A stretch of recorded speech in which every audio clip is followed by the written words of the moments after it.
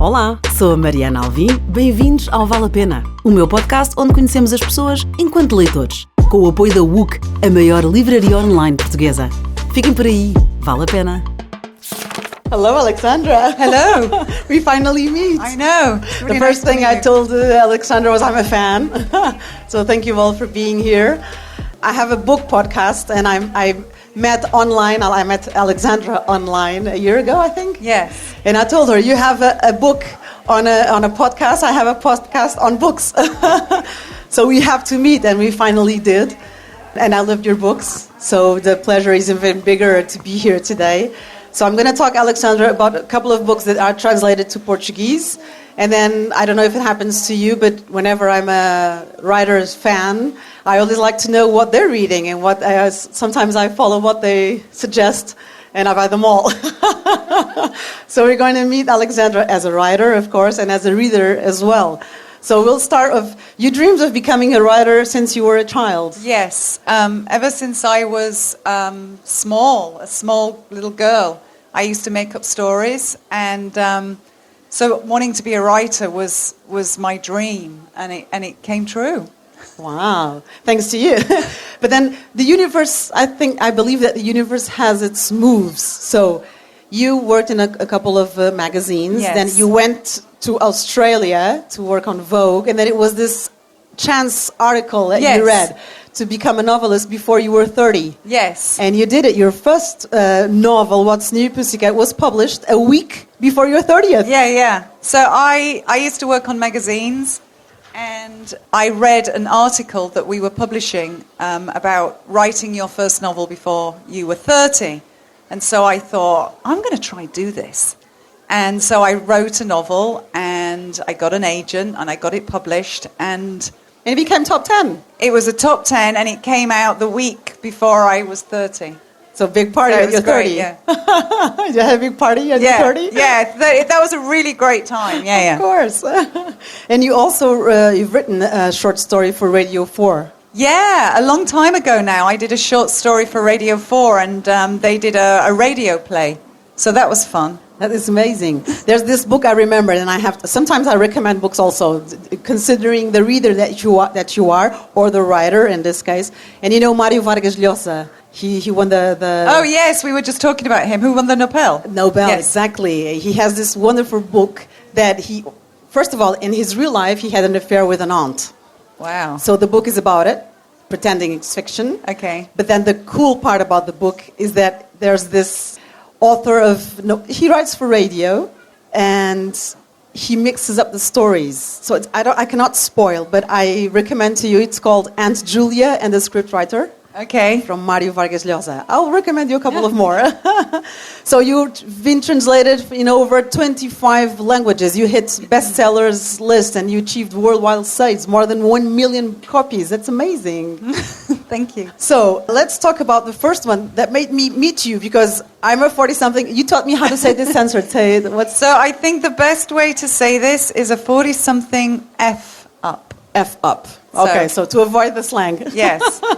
So 40-something. You were 40-something when you wrote it. Yes. But it's not an autobiography. No, it's fiction. It's fiction. But a lot of messages from readers tell me that I've written their life story. Yeah. I'm not Nell. I read the book and I loved it. That's why I tried to talk to you.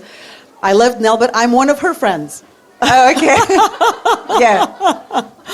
But I've seen this coming, now it's more about 40-something. The sequel. The sequel is coming out. Yes. There's going to be a sequel that's coming out in the summer.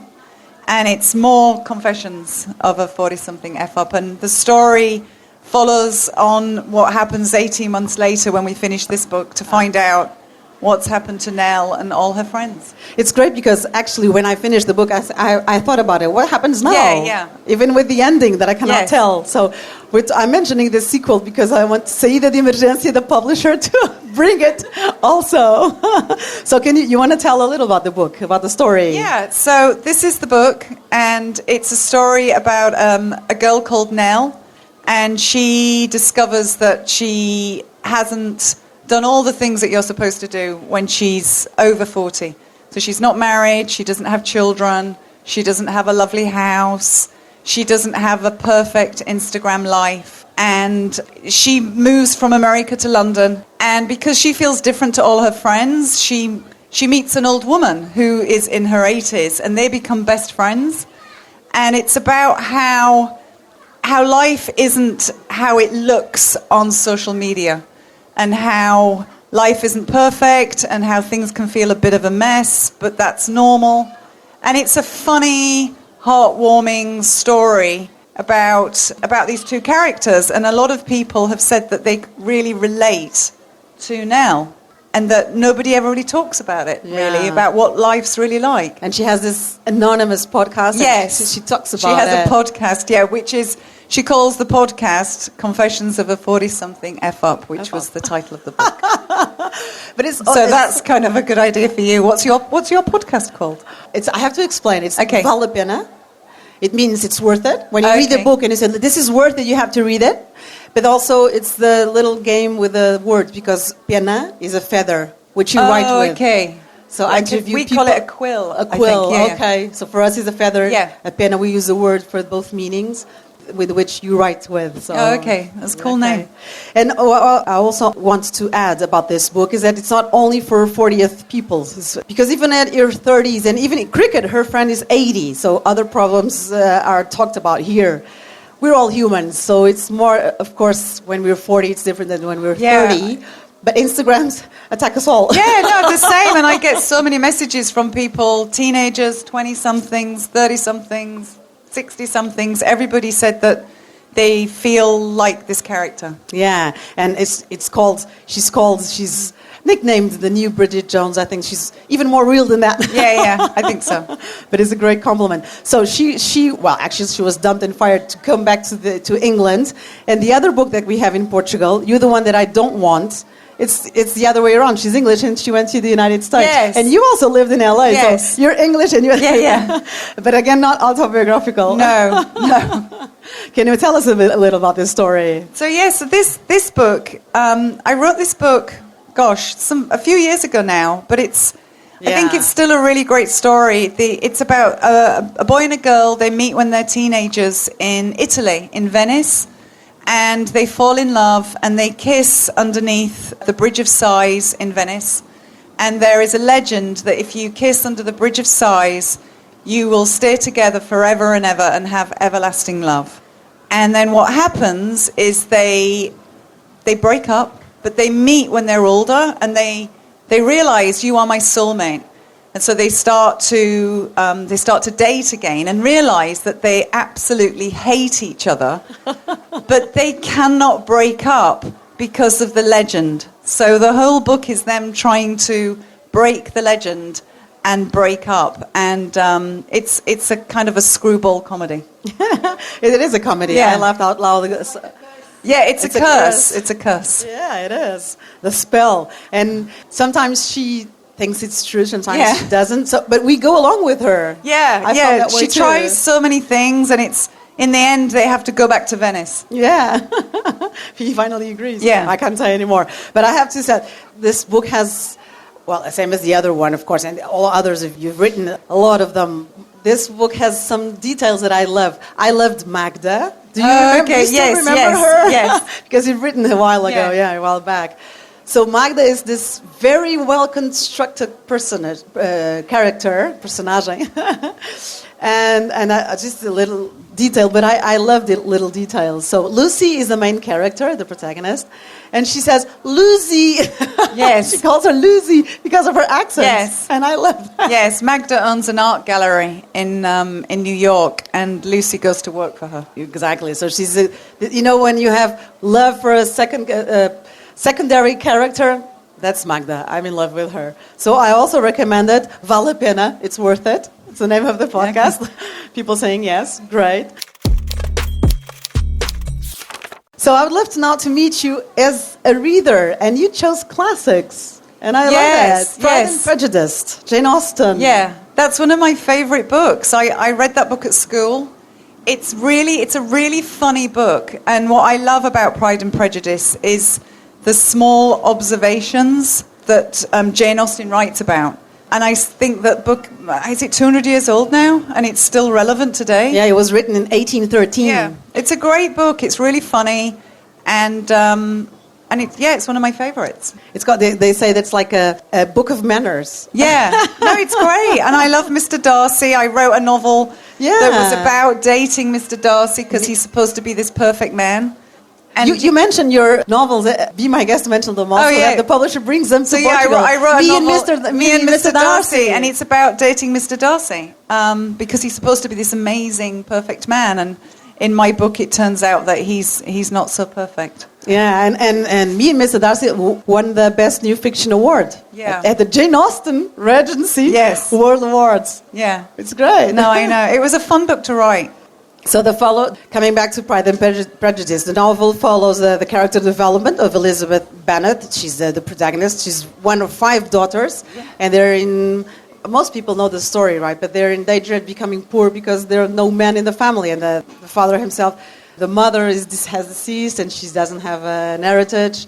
So you know that the title, Pride and Prejudice, was supposed to be called First Impressions. Yes. You didn't know that? It's really interesting because I think, first impressions, a lot of people go by first impressions, don't they, when you meet someone? Exactly. And actually, it's all about how first impressions can be wrong. Because what the opinion of Mr. Darcy is when people first meet him is that he's really arrogant and he's this really rude guy. But then you discover that there is a reason for that, and actually he's a really good guy underneath. So it's a good title, I think, First Impressions. Yeah, you know why they changed it? Because 2 years previously, she published Sense and Sensibility. So what they learned from is like the Sense and Sensibility. It's an alliteration. Yes. So it's not the same letter, but the same sounds. So they said Sense and Sensibility was a success 2 years previously. So Pride and Prejudice, it was also... Alliteration works well with titles. So Me and Mr. Darcy, Confessions of a 40-something F-up. People like that alliteration. It works well on titles today. And you also have this thing with music. There are some titles that resemble music, or is it a coincidence? Oh, the first... there's been a couple of... Who's That Girl was a title of a book, which is a Madonna track. Exactly. And then What's New Pussycat was the Tom Jones... So it's the Tom Jones track, so yeah. Okay, so that was done unintentionally. Was it? Really? Yeah. Okay, so it was a coincidence. Yeah. Cool. But yeah, then... Oh, and Don't You Forget About Me. I think that's Simple Minds, isn't it? I'm not sure, but I know it's a song. Yeah.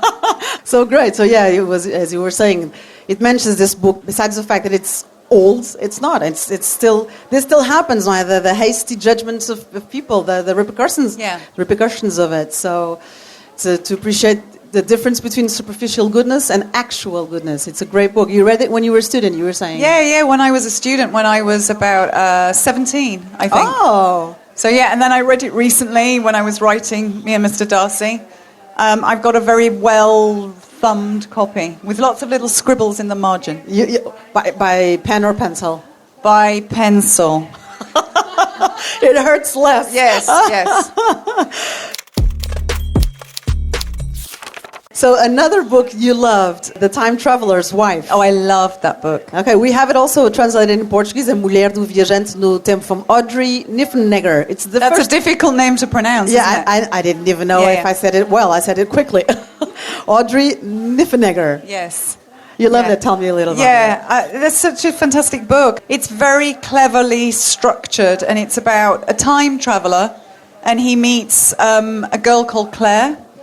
And it's about how they meet. They keep bumping into each other because he can jump through time. And they eventually fall in love and they get together. But he keeps disappearing from the life because he has this chrono impairment. Yeah, this weird genetic thing that makes him suddenly time travel. So they could be sitting having dinner and he suddenly just disappears and travels and jumps forward and jumps back.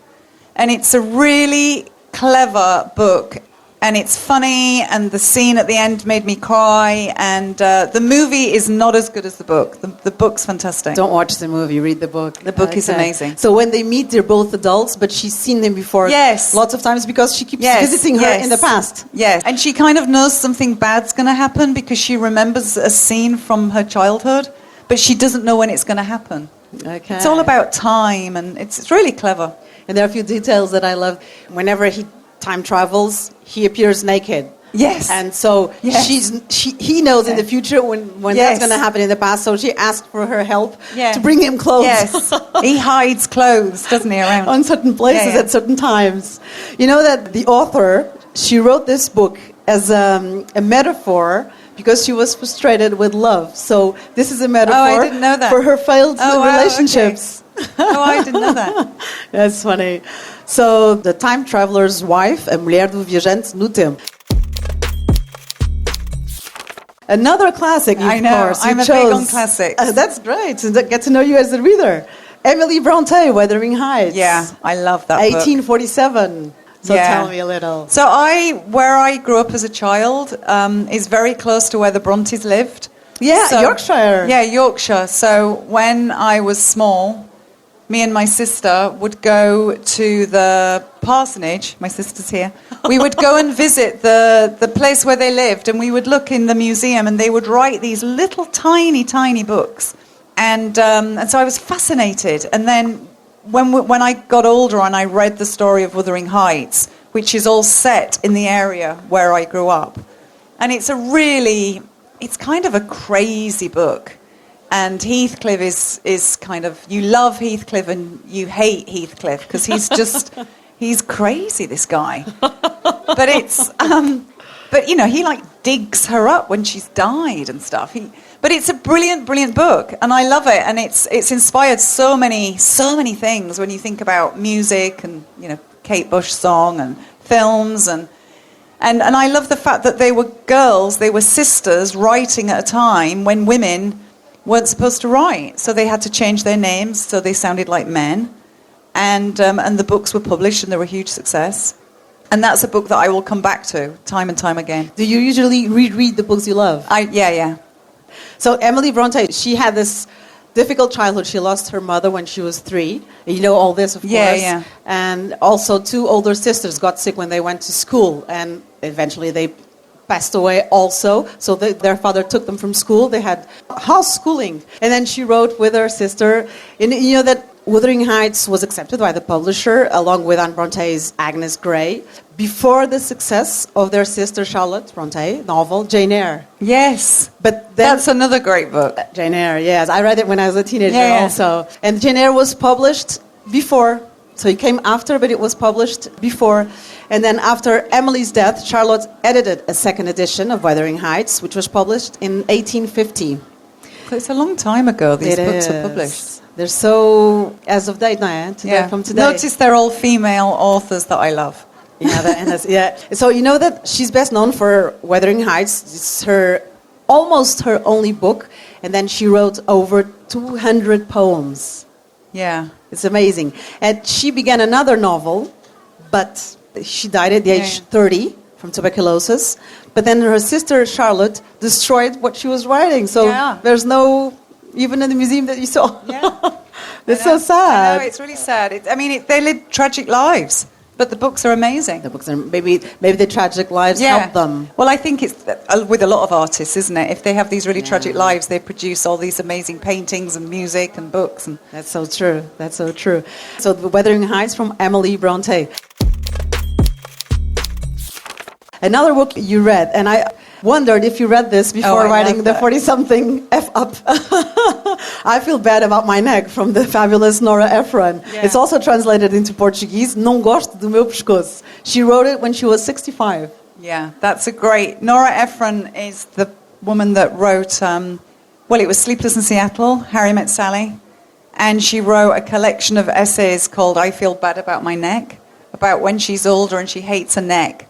She always wants to wear a scarf, but she's a really, really funny writer, and so they're just little short essays in a collection, and it's a good book for dipping in and out and reading, but they're really funny, and I would love to be as good a writer as Norah Ephron. You are as good as a writer. She's great. That's different.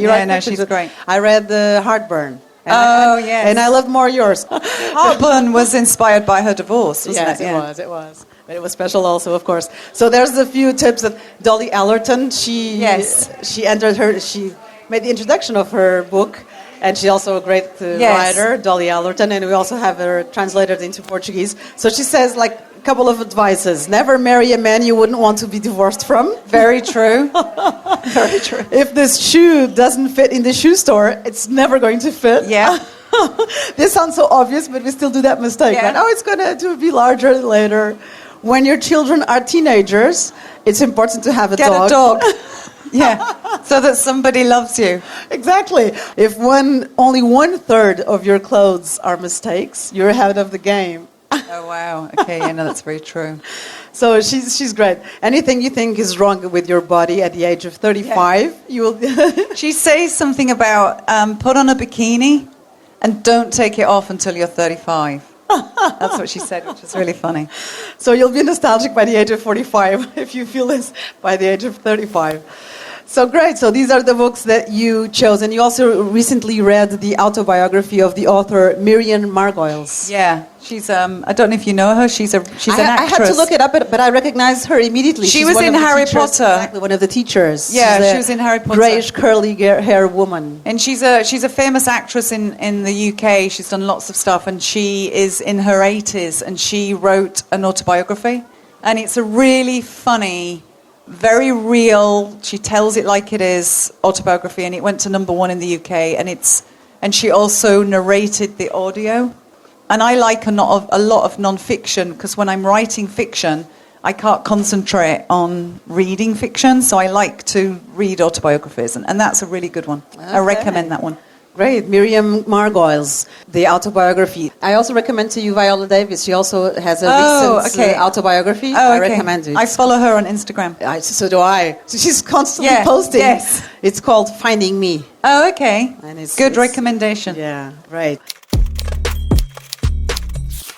From all the books that you mentioned, the ones you loved reading, Wuthering Heights, Pride and Prejudice, Time Traveler's Wife, and the autobiography, pick one. Wuthering Heights. Okay, that was fast. Yeah. So at the end of our conversation, I always already gave you suggestions of reading, and I also offer you one. Okay, so great. I have a book for you. I hope it's in English and not Portuguese. Of course. That would be difficult for me. The books that you mentioned, I have these two details that I loved. Let me find them.